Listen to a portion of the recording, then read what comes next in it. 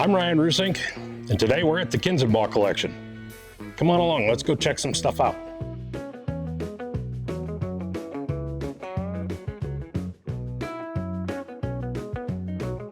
So, as I understand it, and I don't know the history of all the repowers, but I think this is the only red one that you ever repowered for a customer, is that right?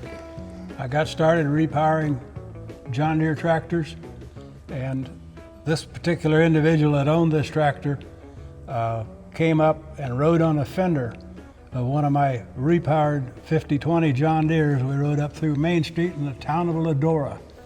And in road gear, and you ride the brakes so you could really make that old Jimmy work and beller. And I could almost see the hair on the back of his neck stand up. He had to have one, but he could not handle a John Deere green tractor.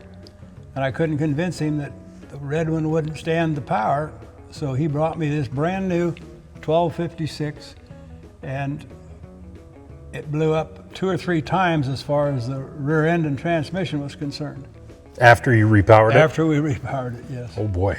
Yeah. So it got some use, but I went to an auction a few years later and found it on a sale where the second owner had it, and he completed using it up. It was really shot when he got done with it. In fact, he wanted to go back to me as the guy that built it, so he delivered it to me and gave it to me.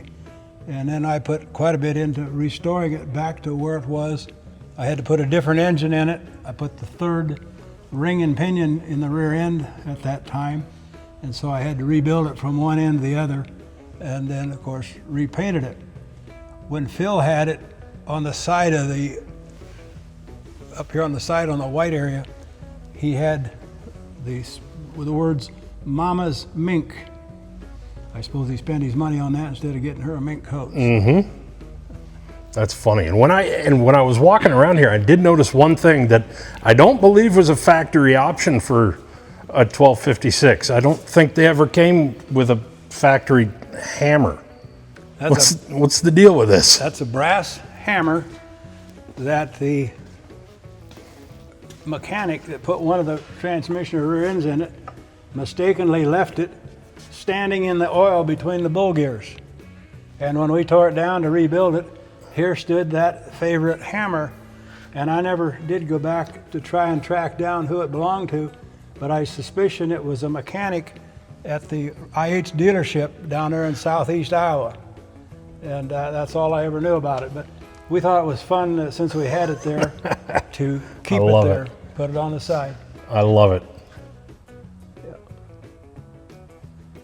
I've had it around here since 12, I believe, yeah. And nobody's come back to claim the hammer, so. No. So I think it's yours now then. Yeah, I think so. How many different, that brings up an interesting question. How many different brands, like farmers locally here, tried to talk you into repowering their tractors? Alice and Oliver, and obviously we know you did a lot of Deere, but. I remember one guy in particular that had an Oliver that he wanted me to repower, and it just would not have stood the pressure, I don't believe either. And so I stuck basically with the John Deere. We did about a dozen of the 4020s with the V6s, and then we did 250 or so 4520 with V6s, and then we did V8s in the 5020s. So all total, we probably repowered around 300 John Deere tractors. Okay. I didn't know that there were that many 4520s that were repowered out there. Probably more 4520s than any other model. No kidding. Yeah. And the 4520 engines got passed down to a 4020 tractor. It was a gas tractor usually. And then we got into the 4620s and the 4630 engines.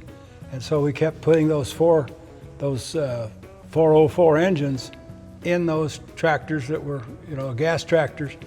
And we were doing so many of those that we were buying new engines from John Deere. No kidding. Only problem was they had an engine shortage, and I never caught on until the row unit shortage that was that they did it on purpose, because they didn't like me repowering those 4020s because they couldn't sell a guy a new 4430 for list price plus if you could get the same horsepower for $3,000 with a repower. Yeah. So that's how that they dried that motor market up for a while.